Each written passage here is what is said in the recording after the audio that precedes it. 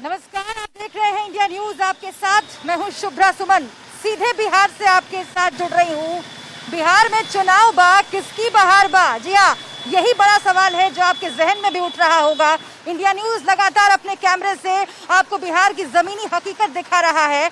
अगले 1 घंटे तक हमारे साथ जरूर बने रहिएगा, क्योंकि हम आपको बताएंगे कि बिहार का मूड क्या कहता है। हम आपको बताएंगे कि बिहार के अलग अलग इलाकों में जहां जहां इंडिया न्यूज की टीम घूम रही है, वहां पर आम लोगों का क्या कहना है। लेकिन उससे पहले आपको जरा आज का कार्यक्रम, आज बिहार चुनाव से जुड़ी हुई कौन कौन सी खबरें हैं जो आपको जानना चाहिए और क्यों आपको ध्यान से देखना चाहिए। अगले आधे घंटे तक हम जो भी खबरें आपको दिखाने वाले हैं। देखिए, रैलियों का दौर चल रहा है, ये आपको मालूम है। आज बीजेपी अध्यक्ष जेपी नड्डा और नीतीश कुमार ने रैलियों का कामकाज संभाल रखा है, जिम्मेदारी संभाल रखी है। नीतीश कुमार अलग अलग इलाके में रैलियां कर रहे हैं, जेपी नड्डा अलग अलग इलाके में रैलियां कर रहे हैं और एनडीए के लिए वोट मांग रहे हैं, काम गिनवा रहे हैं, कह रहे हैं कि बहुत अच्छा काम किया है 15 साल तक, इसीलिए एनडीए को वोट दीजिए। लेकिन विपक्ष भी कम नहीं है। विपक्ष भी तू डाल डाल तो मैं पात पात के मुहावरे को चरितार्थ कर रही है। तेजस्वी यादव भी अलग अलग जगहों पर रैलियां कर रहे हैं, वो भी वोट मांग रहे हैं महागठबंधन के लिए। और आपको मालूम है कि बड़ी चुनौती साबित हो सकता है इस वक्त विपक्ष मौजूदा सत्ता के लिए। तो इस बारे में भी आपको हम बताएंगे, साथ ही ये भी बताएंगे कि चिराग पासवान कैसे चुनावी मौसम में भक्तिमय दिखाई दे रहे हैं। भक्ति की शक्ति का क्या फायदा उनको मिलेगा, ये भी आपको हम समझाएंगे। और साथ ही एक और भी बहुत महत्वपूर्ण किरदार है जिसकी एंट्री बिहार चुनाव में हो चुकी है, वो है एआईएमआईएम के चीफ असदुद्दीन ओवैसी। वो कितना बदलाव कर लेंगे, वो कितना इफेक्ट डालेंगे, उनके रहने से क्या बदलेगा क्या नहीं बदलेगा, क्या कोई फैक्टर साबित होंगे, ये भी हम आपको बताएंगे। इसके साथ ही सबसे महत्वपूर्ण कि बिहार के अलग अलग इलाकों में आम जनता क्या कह रही है, क्या सोच रही है, जमीनी हालात क्या है, विकास कितना हुआ है, सुशासन कितना आया है, ये भी हम आपको बताएंगे। लेकिन सबसे पहले एक बड़ी खबर का रुख जल्दी से हम कर लेते हैं। बड़ी खबर आ रही है, एलजेपी अध्यक्ष चिराग पासवान ने बड़ा ऐलान किया है। चिराग पासवान ने बड़ा ऐलान किया है। इस वक्त की अहम खबर आपको बता रहे हैं। जहां हमारे प्रत्याशी नहीं, वहां बीजेपी को वोट दें, ये उन्होंने कहा है। तो सीधे तौर पर चिराग पासवान को बार बार ये कहा जा रहा है कि उन्होंने जो कुछ भी खिचड़ी पकाई है वो बीजेपी को फायदा पहुंचाने के लिए पकाई है। और उसी सिलसिले में ये बड़ी खबर हम आपको बता रहे हैं। चिराग पासवान ने कहा है कि एलजेपी अध्यक्ष जहां हमारे प्रत्याशी नहीं है वहां पर बीजेपी को वोट दें। चिराग ने अपने वोटर्स से बीजेपी के समर्थन की अपील की है। तो ये बड़ी खबर हम आपको बिहार से बता रहे हैं। और इसके साथ ही 3 तस्वीरें हम आपको चलिए जल्दी से दिखा देते हैं। आगे बढ़ने से पहले 3 तस्वीरें हम आपको दिखा देते हैं। पहली तस्वीर जो आप देखेंगे, सीता के दर पर चिराग पासवान, जी हाँ, भक्ति की शक्ति में डूबे हुए हैं और वहां पर अपना आसरा तलाश रहे हैं। क्या भगवान खेवैया साबित होंगे चिराग पासवान के लिए? सीता के दर पर चिराग पासवान, आप तस्वीर में देखिए, हनुमान जी की आरती करते हुए। शिव की भक्ति क्या कारगर साबित होगी? कितना बदलाव भक्ति की शरण में आने से, भगवान के दर पर आने से होगा, ये पॉलिटिकल पार्टी के नेताओं को अब देखना होगा कि किस तरह से अब ऐसी तस्वीरें और भी आती हैं। आइए हम आपको जल्दी से सुनवा देते हैं कि चिराग पासवान ने क्या कहा है। एक सियाराम सेतु, एक कॉरिडोर का निर्माण किया जाए ताकि जो भी अयोध्या जाए दर्शन के लिए, वो उसके बाद माता सीता के पास जरूर आए उनके आशीर्वाद लेने। और आइए अब आपको हम दिखाते हैं, शुरुआत करते हैं भोजपुर के इलाके से कि वहां पर बिहार की जनता क्या कह रही है। नीतीश कुमार ने बिहार की महिलाओं के लिए खूब वादे किए और उन्होंने कहा है कि बिहार की महिलाओं की स्थिति को सुधारा है कई घोषणाओं से, कई योजनाओं से, कई कदमों से। भोजपुर के इलाके में क्या कहना है महिलाओं का, बिहार की महिलाओं का, ग्रामीण महिलाओं का, क्या विकास हुआ है, क्या बदलाव हुआ है, शौचालय की व्यवस्था हुई क्या, इसके साथ ही सुरक्षा की व्यवस्था हुई क्या, ये तमाम बातें महिलाएं आपको खुद बताएगी। देखिए इस रिपोर्ट में। ये महिलाएं इस गांव में रहती हैं, इस गांव की वासी हैं, यहाँ पर काम करती हैं, घरों को संभालती हैं। जब इनके पति दूर दराज जाते हैं, काम करने के लिए, काम ढूंढने के लिए, ये उनका इंतजार भी करती हैं। और जब कोरोना में उनका रोजगार छूट जाता है तो अपने घर को किस तरीके से इन्होंने बहुत ही परेशानियों को झेलते हुए चलाया होगा, ये सब हम इनसे समझने की कोशिश करेंगे। जब इनके पति पैदल चलकर या साइकिल से सवार होकर, लोग बता रहे हैं कि एम्बुलेंस से भी कुछ लोग वापस आए, जब इनके घर वाले इस तरीके से दूर दराज से वापस आए, इन पर क्या बीतती होगी, हम ये भी जानने की कोशिश करेंगे। लेकिन त्रिभुवनी गांव है ये, और यहाँ की एक बात मैं आपको बता दूं, यहाँ पर सड़क नहीं है। गांव से शहर तक जाने के लिए सड़क नहीं है। सबसे पहले आप इन खेतों के पार देखिए, इन खेतों को पार करते हुए और इन्हीं मिट्टी के रास्तों से चलते हुए इन महिलाओं को जाना पड़ता है, इन महिलाओं के परिवार वालों को जाना पड़ता है। और जब भी कोई इमरजेंसी की स्थिति आती है, जब किसी महिला की डिलीवरी होनी है या फिर किसी की तबीयत खराब हुई, इनके बच्चों की तबीयत खराब हुई, तो इन्हीं मिट्टी के रास्तों से चल करके इन्हें अस्पताल तक पहुंचना पड़ता है, शहर का रास्ता तय करना पड़ता है। अब आप समझिए कि पुरुष तो पुरुष, इन महिलाओं पर क्या बीतती होगी। और इसीलिए मैं शुरुआत करती हूं उनसे बातचीत करने की।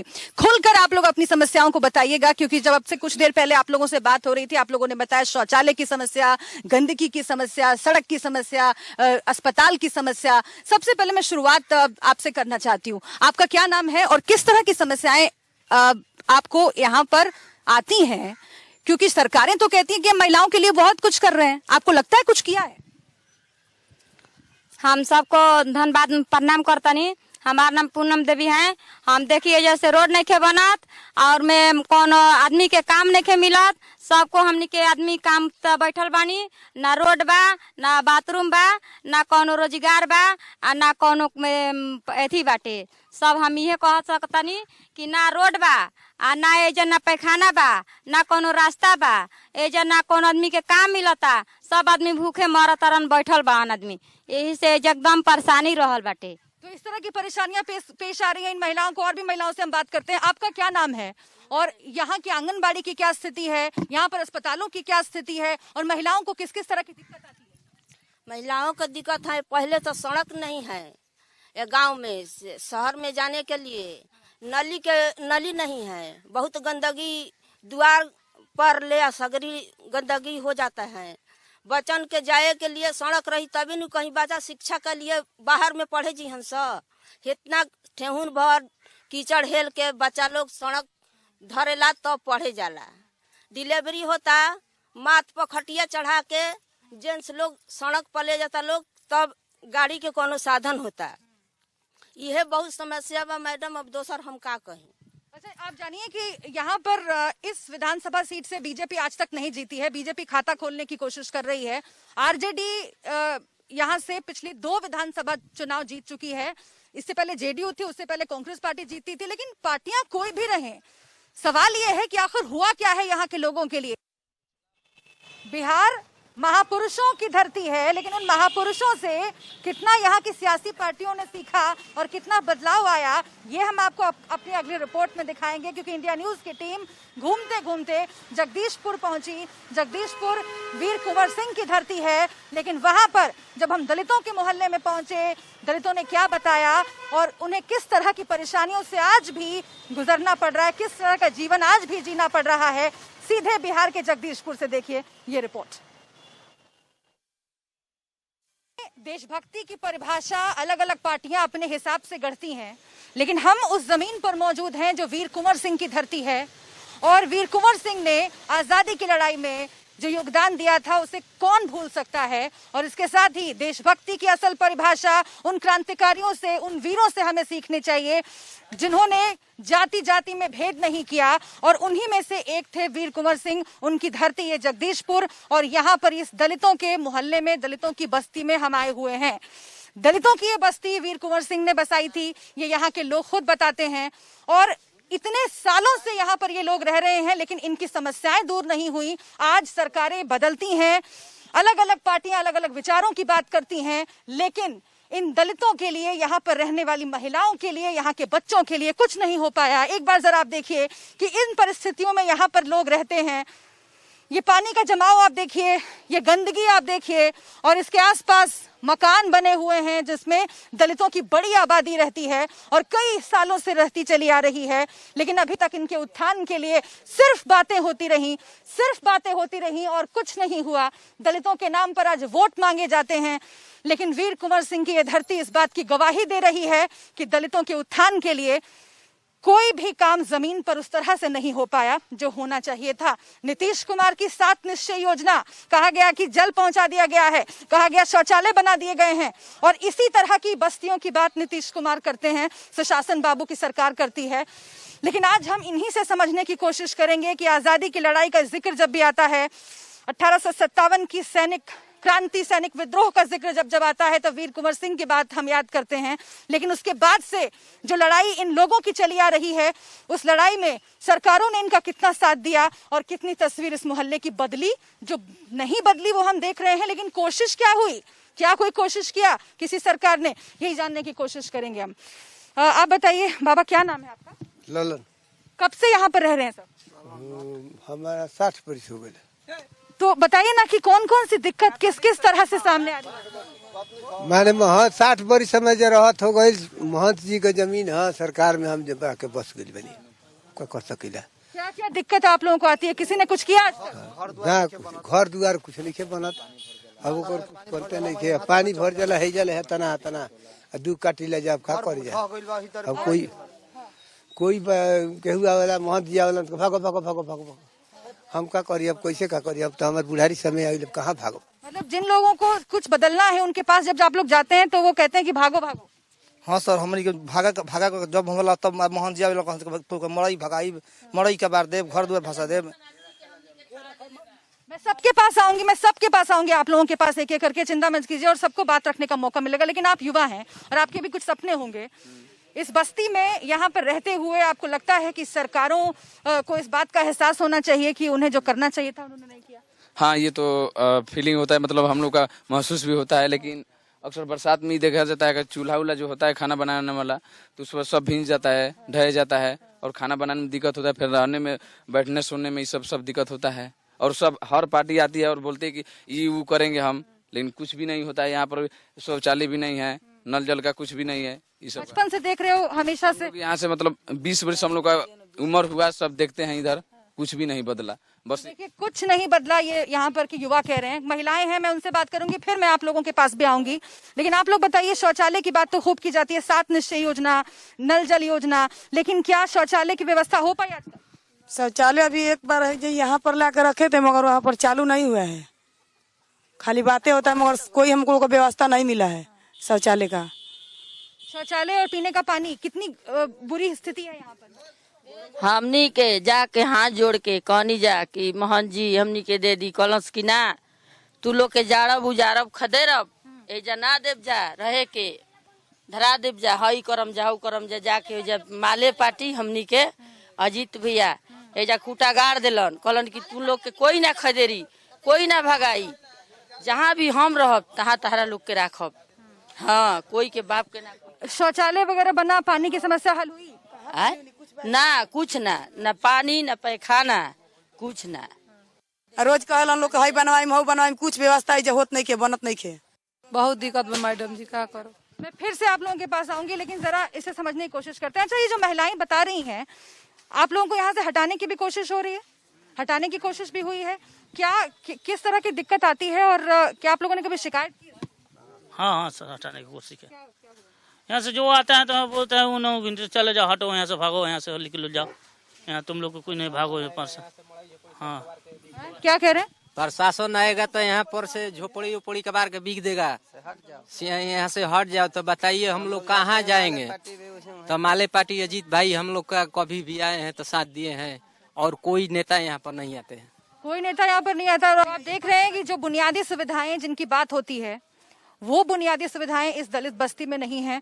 दलितों को लेकर आप देखिए कितनी पॉलिटिक्स होती है, दलितों को देखकर आप देखिए कि किस तरीके से पार्टियां अपनी जेबें भर लेती हैं, सत्ता में आ जाती हैं। लेकिन उसके बावजूद अगर वीर कुंवर सिंह की धरती पर इस तरह का हाल है तो आप समझ सकते हैं कि पूरे देश में, और खासतौर से हम अभी बिहार की बात कर रहे हैं क्योंकि बिहार में चुनाव से पहले आपको मालूम है कि किस तरह से दलितों को लेकर बातचीत होती है, चर्चाएं चलती हैं, खूब रैलियां होती हैं और नेता दल बदल करते हैं। नेता जो है वो सत्ता में आ जाते हैं दलितों की बात करके, लेकिन जमीन पर क्या होता है ये हमने आपको यहाँ पर दिखाया। और आइए कुछ और तस्वीरें हम आपको दलित बस्तियों की दिखाते हैं। जब बात चली है तो ये समझना बहुत जरूरी है कि आखिर वोट बैंक के तौर पर कुछ समुदायों को इस्तेमाल किया जाता है, उनकी बेहतरी के लिए कुछ नहीं किया जाता। हम घूमते घूमते आरा पहुंचे और आरा में एक दलितों की झुग्गी झोपड़ी हमें मिली, नगर निगम की दीवार से सटी हुई ये झुग्गी झोपड़ी, और उन्हें वहां से हटाने की कोशिश की जा रही थी। लेकिन इससे भी महत्वपूर्ण ये कि जिस परिस्थिति में ये दलित परिवार रह रहे थे वो जब आप देखेंगे तो आप यही कहेंगे कि आखिर आज़ादी के इतने सालों के बाद क्या हुआ विकास के नाम पर, बिहार में क्या हुआ। और जब पूछा जाता है कि बिहार में काबा, तो ये तस्वीर जरूर याद रखी जाएगी। देखिए रिपोर्ट। सुनने में अच्छा लगता है कि बिहार की धरती बदलाव की धरती है, क्रांति की धरती है। जानते हैं बिहार की धरती महात्मा गांधी के आंदोलन की धरती है, जयप्रकाश नारायण के टोटल रिवॉल्यूशन की धरती है। बिहार की धरती वो है जहां से सामाजिक चेतना की शुरुआत होती है और पूरे देश में यहाँ वहां फैल जाती है और एक बदलाव आता है जिसको तलाशते हुए कई लोग वापस बिहार आते हैं। हम भी आए, हम भी देखने की कोशिश कर रहे हैं कि आखिर बिहार में किस तरह का बदलाव हुआ है, क्योंकि यहाँ से कई आंदोलन शुरू हुए। जातिगत अव्यवस्था जो है, जातिगत भेदभाव जो है, उसको दूर करने की कोशिश की गई। ऊंच नीच, छुआछूत, वर्ग भेद को दूर करने की कोशिश की गई। उसका फायदा भी हुआ। लेकिन बिहार में जमीनी हकीकत क्या है, जरा आज चुनाव के दौरान ये भी आप देख लीजिए। सबसे पहले इस छोटी सी झुग्गी झोपड़ी जो बस्ती है उस पर आप नजर डालिए। यहाँ पर करीब 10-15 परिवार रहते हैं, 10-15 परिवार रहते हैं और वो इन्हीं झुग्गी झोपड़ियों में रहते हैं। किस हाल में रहते हैं आपको मैं दिखाऊंगी, लेकिन पहले उस दीवार पे नजर डालिए। ये जो लाल दीवार आप देख रहे हैं ना, वो नगर निगम की दीवार है और नगर निगम की दीवार के ठीक सामने, ठीक सटा हुआ ये पूरा इलाका है, ये झुग्गी झोपड़ी है जहां पर ये दलित परिवार रहते हैं। ये दलित परिवार, जब भी ये नाम आता है तमाम तरह की धारणाएं आपके मन में बनती हैं, तमाम तरह की सियासी जोड़ तोड़ किए जाते हैं। पार्टियां बात करती हैं दलितों की, वोट मांगती हैं, लेकिन वोट बैंक के अलावा इन दलितों को पार्टियों ने कोई तवज्जो नहीं दी, किसी भी पार्टी ने इनके लिए कुछ नहीं किया। और यही वजह है कि आज इस हालात में आज ये परिवार तमाम रहने के लिए मजबूर हैं। ऐसे कई इलाके हैं बिहार में जहां पर आपको इस तरह से दलित परिवार मिल जाएंगे और वो बदहाली की स्थिति में मिल जाएंगे। लेकिन आपको ये जगह दिखाना बहुत जरूरी है क्योंकि आरा शहर के बीचों बीच ये जगह है, नगर निगम की बिल्डिंग के ठीक सामने। आइए हम जरा आपको दिखाते हैं। देखिए, किसी की निजी जिंदगी में झांकना ठीक नहीं होता, लेकिन अगर निजी जिंदगी के नाम की कोई चीज ही ना हो, अगर निजी जिंदगी, निजता के नाम की कोई चीज ना हो, सब कुछ सड़क पर पसरा हुआ हो, तो आप क्या करेंगे? और यहाँ पर वही हो रहा है। इन परिवारों को देख करके सोशल डिस्टेंसिंग, तमाम एहतियात जो ताना बाना आपके दिमाग में होगा, सबकी धज्जियां उड़ जाएंगी, क्योंकि इन छोटे छोटे कमरों में पूरा परिवार रहता है। छोटे छोटे कमरों में पूरा परिवार रहता है जिसमें 4-5 बच्चे हैं, मियाँ बीवी हैं, माँ बाप हैं। एक चूल्हा, आप देखिए, एक चूल्हा है और इस एक चूल्हे से यहाँ पर 3-4 परिवार खाना बनाते हैं, बारी बारी से खाना बनाते हैं। इंतजार करते हैं कि एक परिवार का खाना बन जाता है, फिर दूसरे लोग यहाँ पर खाना बनाना शुरू करते हैं।